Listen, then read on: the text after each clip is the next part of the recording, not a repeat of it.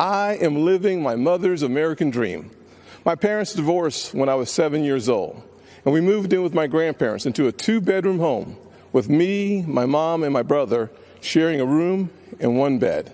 My mom worked 16 hours a day to keep food on the table and a roof over our heads. She knew that if we could find the opportunity, bigger things would come. I thought I had to use football to succeed in life, and my focus on academics faded away. My freshman year, I failed out. I failed 4 subjects: Spanish, English, world geography, and even civics. Trust me, though, after 7 years in the Senate, I know I'm not the only one in Congress who failed civics. But even while I was failing the 9th grade, my mother always said to me, "Timmy, if you would just shoot for the moon, even if you miss, you'll be among the stars." She never lost faith in me, even when I lost faith in myself. Because of her encouragement, I went to summer school and caught up. The next year, I met my mentor, John Moniz, a Chick-fil-A operator. John saw something in me that I could not see in myself and started teaching me valuable life lessons. Like having a job would be a good thing, but creating jobs would be even better. That having an income could change my lifestyle, but creating a profit could change my community. He planted the seeds of what would become Opportunity Zones. This initiative that the president and I worked together on is now bringing more than $75 billion of private sector investment into distressed communities. I took those lessons to heart and started putting the pieces of my life back together. I realized a quality education is the closest thing to magic in America. That's why I fight to this day for school choice, to make sure every child in every neighborhood has a quality education. I don't care if it's a public, private, charter, virtual, or a homeschool. When a parent has a choice, their kid has a better chance. And the president has fought alongside me on that. Later in life, I started my own small business. That's why I know it is critical for us to have a tax code that encourages growth. We actually saw revenues to the Treasury increase after we lowered taxes in 2017. Rest assured, the Democrats do not want you to know that. After starting my small business and spending some time in local government, I decided to run for Congress in 2010. The district is based in Charleston, South Carolina, where the Civil War started, against a son of our legendary Senator, Strom Thurmond. You may be asking yourself, how does a poor black kid from a single-parent household run and win in a race crowded with Republicans against a Thurmond? Because of the evolution of the Southern heart. In an overwhelmingly white district, the voters judged me not on the color of my skin, but on the content of my character. We live in a world that only wants you to believe in the bad news, racially, economically, and culturally polarizing news. The truth is, our nation's arc always bends back towards fairness. We are not fully where we want to be, but I thank God Almighty, we are not where we used to be. We are always striving to be better. When we stumble, and we will, we pick ourselves back up and try again.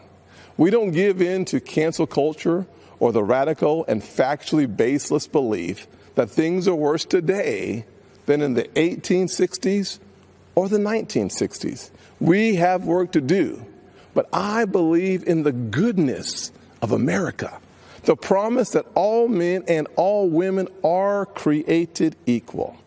And if you're watching tonight, I'm betting you do too. Over the past 4 years, we have made tremendous progress towards that promise. President Trump built the most inclusive economy ever. 7 million jobs created pre-COVID-19, and 2/3 of them went to women, African Americans, and Hispanics. The first new major effort to tackle poverty in a generation, Opportunity Zones. We put hard-earned tax dollars back in people's pockets by cutting their taxes, especially for single-parent households like the one I grew up in, cutting single mothers' taxes 70% on average. President Trump supported these tax cuts for those single moms and other working families and signed these policies into law, and our nation is better off for it. So, I'm going to ask you, the American people, not to simply look at what the candidates say, but to look back at what they've done. This election is about your future, and it is critical to paint a full picture of the records of Donald Trump and Joe Biden. Joe Biden said if a black man didn't vote for him, he wasn't truly black. Joe Biden said black people are a monolithic community. It was Joe Biden who said poor kids can be just as smart as white kids. And while his words are one thing, his actions take it to a whole new level. In 1994, Biden led the charge on a crime bill that put millions of black Americans behind bars.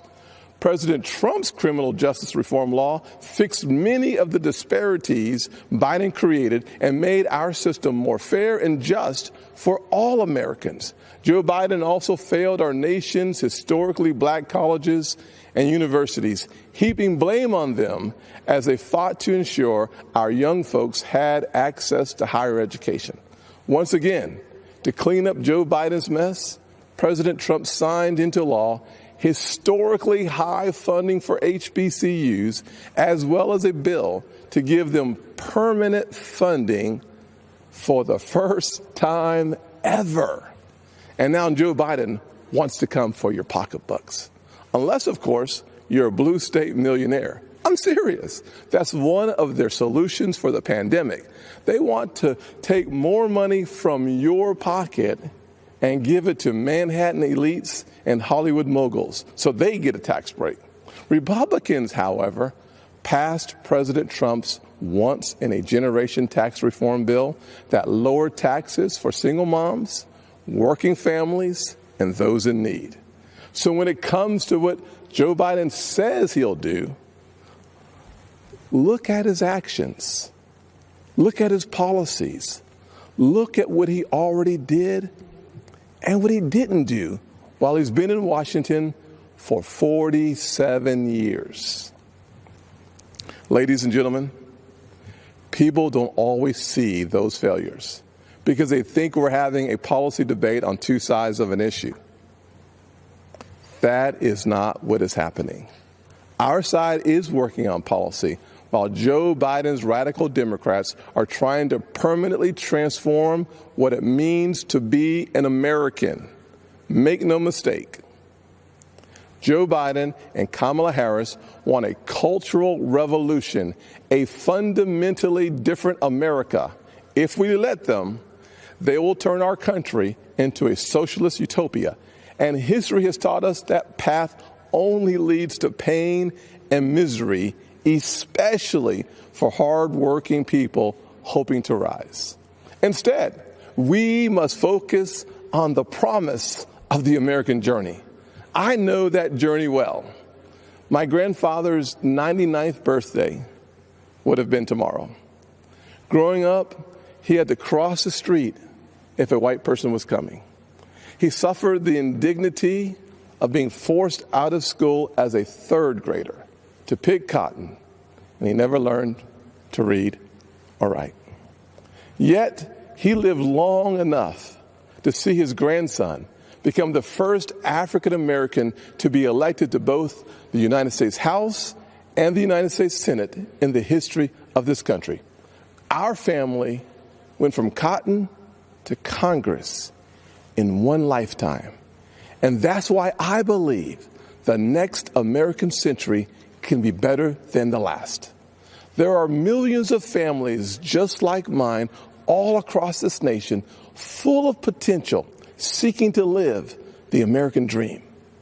And I'm here tonight to tell you that supporting the Republican ticket gives you the best chance of making that dream a reality.